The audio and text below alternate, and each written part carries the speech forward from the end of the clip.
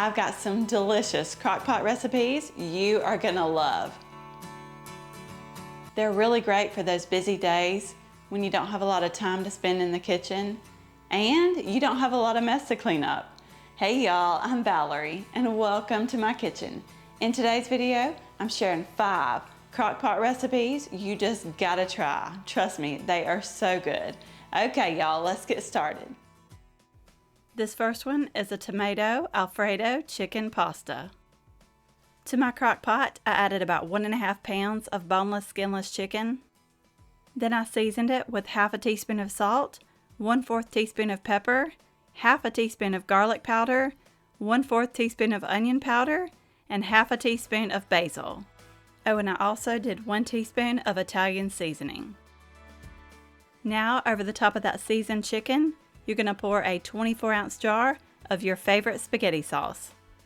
And I'm just using the Great Value brand because it's a little easier on the budget. Do you feel me? I'm also adding a 15-ounce jar of Alfredo sauce. And I did put a tiny bit of water in there and I shook it up real good just to make sure I got all that sauce out.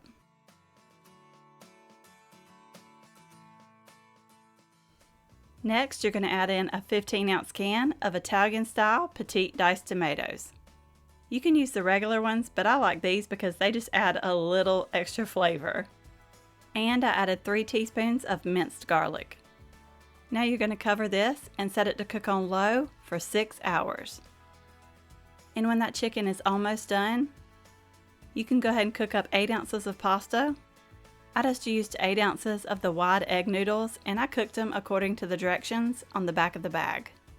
And while I'm thinking about it, if you're enjoying this video so far, I would really appreciate it if you would give me a thumbs up. It really does help out my channel. And it lets me know you want to see more videos like this. That chicken is done and cooked through. So I went ahead and removed it to a separate bowl. You can shred it or dice it, whatever you prefer. I did shred mine, but I left it in larger chunks. And if you really wanted to, you could serve the chicken whole and just serve each piece on top of the pasta. I went ahead and added it right back into the slow cooker there. And I wasn't about to waste any of that flavor. I went ahead and gave it a stir to get that chicken covered in that sauce and get everything mixed together. Now I'm adding in those 8 ounces of cooked egg noodles. And you're just going to toss everything together until it's well combined. And you can leave it like this, or you can do like me and add about 1.5 cups of shredded mozzarella cheese and a little handful of some Parmesan cheese. And since I had some fresh basil on hand, I went ahead and chopped up a couple tablespoons and added that in too. Stir that together, and then I just put the lid back on and let it continue to cook until that cheese was completely melted. Which that didn't take long at all.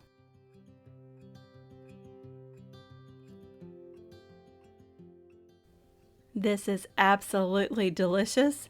That sauce is amazing. And it's easy to make, and it's perfect for those busy weeknights. And y'all, summer's almost here. And I love a good crock pot meal in the summertime. Anything I can do to keep from turning that oven on. Who's ready for the summer? I know I am.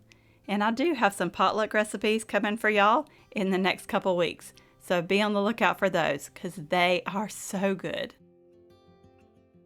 This crockpot taco hash brown casserole is one of our favorites here. And I really think you'll love it too. I started out by browning up 1.5 pounds of ground beef. And my slow cooker has a saute function. So I went ahead and did it all in here. That ground beef is completely cooked through, and I just went ahead and used a paper towel to get rid of most of that grease. And after that, you're going to sprinkle in 1 packet of taco seasoning, followed by 2/3 cup of water. Then give that a good stir. Oh, and just so you know, I always have the recipes either linked or typed out in the description box below the video. Next, I'm adding a 10-ounce can of Rotel, and I did not drain that. Followed by a can of rinsed and drained black beans. But if you don't care for black beans, you can always use pintos. We actually prefer the pinto beans, but I was out at the moment. You're also going to add in a 15-ounce can of drained corn. a can of cream of chicken soup. Oh, and I wanted to show y'all this for those of you that are watching your sodium. They do have unsalted cream of chicken soup. I found this at my local grocery store, Ingles, but you can also get it on Amazon by the case. I'll try to remember to leave a link for that in the description box below. And we have just a few more things to add in here. An 8-ounce container of sour cream, 1 can of cream of cheese soup. If you don't have the cream of cheese soup, you can always throw in some Velveeta if you have it, or you could throw in another can of cream of chicken soup. And last but not least, I'm sprinkling in 2 cups of shredded cheddar cheese. Now you'll want to give this all a really good stir. Hold up, what was I thinking? Last but not least, we still have one more thing to add. A 32-ounce bag of diced hash browns. But you can also use the shredded. And I let mine thaw out just a little bit. They were still a little on the frozen side, but they'll be okay. Then you're going to stir all this together as best as you can.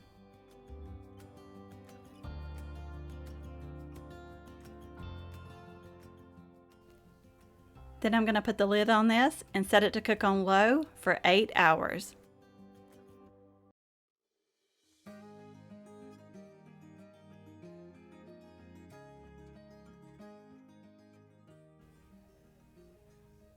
This was done, but I couldn't just leave it like this. I had to sprinkle on a little more shredded cheese. And feel free to use any cheese you like here. And if you want to leave it out, you can also leave it out. But in case you can't tell, we love cheese here. So I always add it anytime I can. And I'm just putting the lid back on now and letting it continue to cook until that cheese on top is completely melted. And I absolutely love this crock pot because if I wanted to, I could pull this whole insert pot out and pop it in the oven and turn it on broil just to get a little color on that top. This always turns out so good. Everyone loves it. And I just topped it with sour cream, shredded cheese, and a little avocado. So if you're looking for a really good dump and go crock pot meal, this is one you really have to try. My whole family loves this one. I know you're going to love this Crockpot cracked chicken pasta. To begin, I'm just adding 3 boneless skinless chicken breasts to my crock pot. Then I'm sprinkling over 1 packet of ranch seasoning. And if you wanted to cut back on your sodium a little, you'd be fine with only adding half. This was not in the recipe, but I wanted to make sure it had really good flavor, so I added a little garlic powder, onion powder, and cracked black pepper. And while I'm thinking about it, if you're new, I would really love to have you here. Go ahead and hit that subscribe button down below.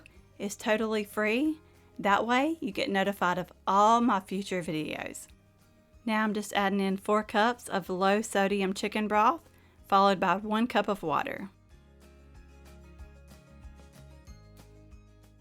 Now we're going to cover this and set it to cook on low for about 6 hours. Or however long it takes for that chicken to be cooked through.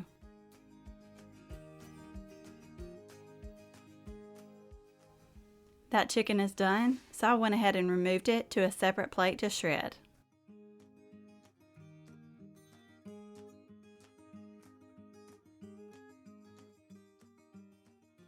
And before I added that chicken back in, I added an 8-ounce block of softened cream cheese. And if you forget to let your cream cheese sit out and soften, you can always throw it in the microwave for just a few seconds. And you're just going to whisk this really good to get it combined as best as you can.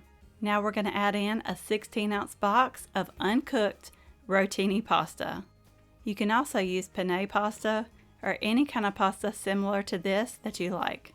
And to make this easy, I'm sprinkling in a 2.5-ounce package of real bacon pieces, along with that cooked and shredded chicken.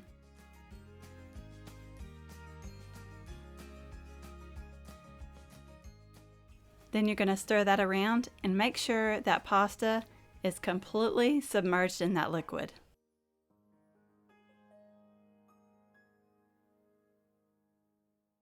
Y'all gotta tell me, summertime is almost here.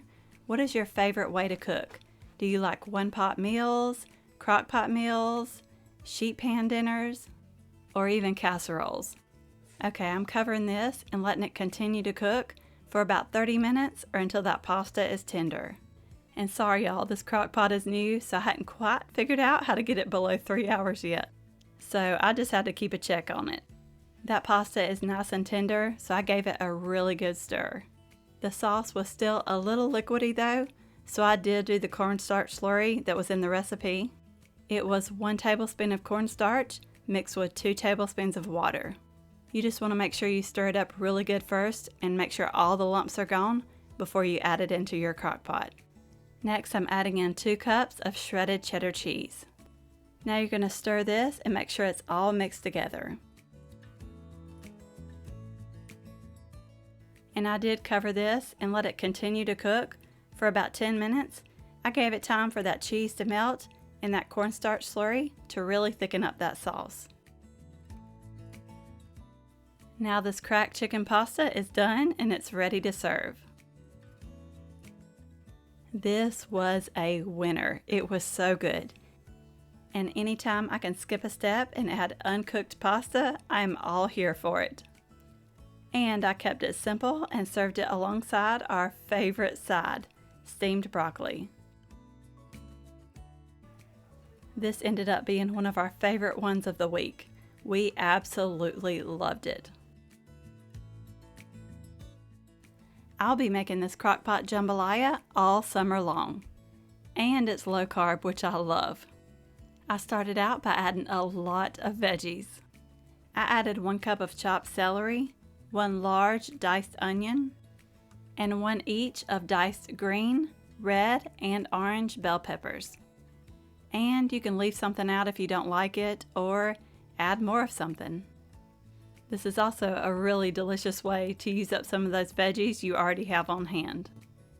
And for the meats, I'm starting out by adding a 13-ounce package of turkey kielbasa. I just cut that into slices. I'm also adding 1 pound of boneless, skinless chicken. And over the top of all that, I'm adding 1 cup of chicken broth. Now I'm about to really season this up here.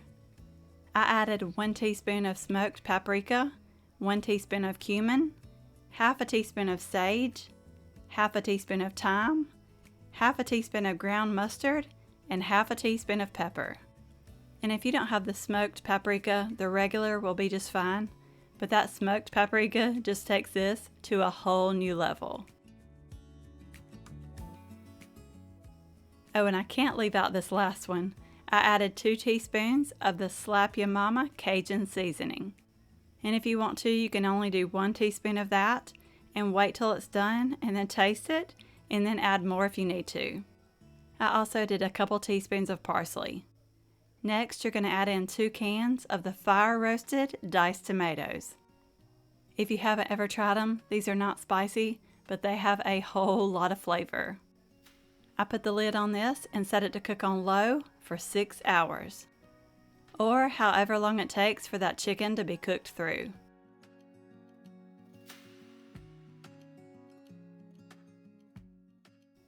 I wish you could just smell this and all those seasonings. It was amazing. By the way, my friend Susan over at Mama Hauser's Home Cooking put out a Cajun recipes video here recently. I'll link that below. You gotta check it out. It was a good one. Okay, after that chicken was completely cooked through, I just removed it to a separate plate to shred and then added it right back into the crock pot there.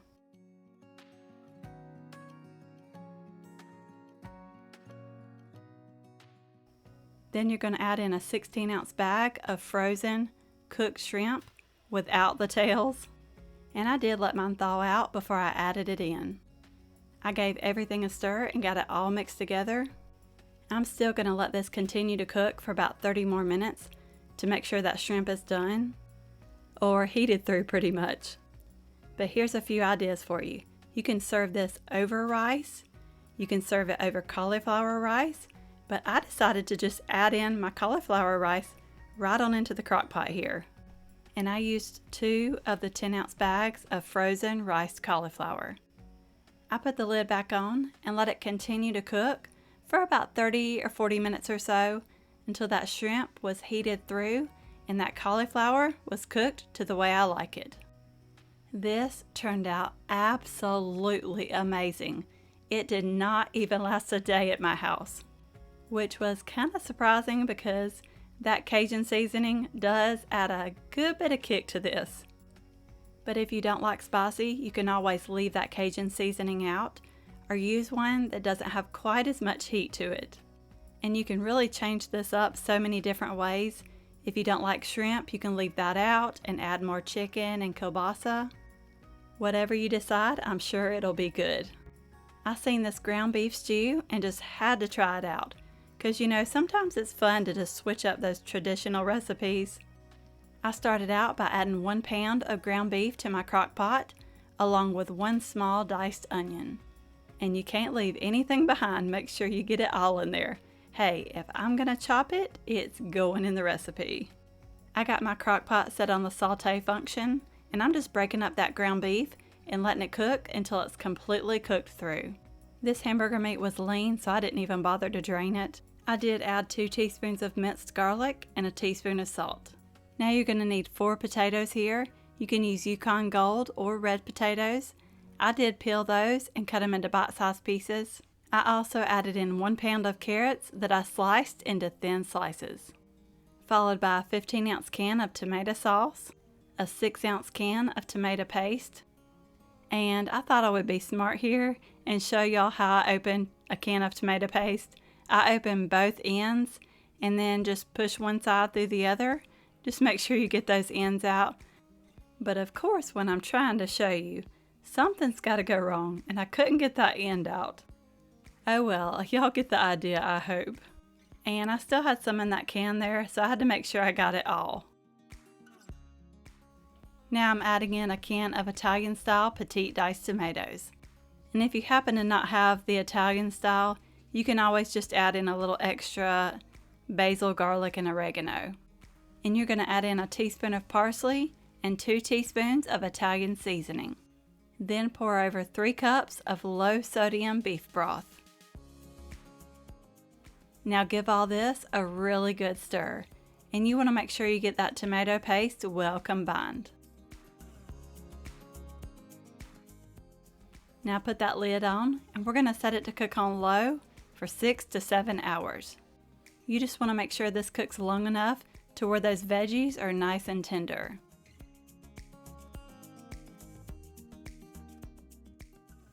Now we're going to add some peas to this. If you don't like peas, you can totally leave them out, but peas don't take quite as long to cook, so 1 hour before this is done, I removed that lid, added in 1 cup of frozen peas. I gave it a really good stir. Then I put the lid back on and let it cook for about another hour or so, just until all those veggies were perfectly tender. I ended up letting mine cook for a total of 7 hours, and it was perfect. All those veggies were cooked just right, and there was so much flavor in this.